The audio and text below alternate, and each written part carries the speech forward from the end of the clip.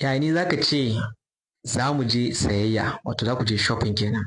Always muna son zuwa shopping. To yani zaka ce za mu je sayayya in English language. So idan kuna da yawa za ku je sayayya zaka ce we are going out to do some shopping. We are going out to do some shopping.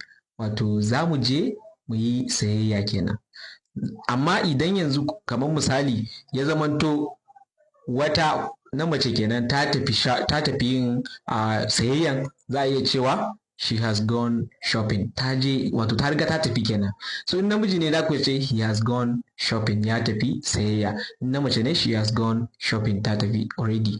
So akwai kuma in kana so ka cewa kun dawo daga sayayya ne yanzu, za ka cewa we just got back from shopping. We just got back from shopping. We just got back from shopping. Yanzu muka dawo daga sayayya. Kun gane ko?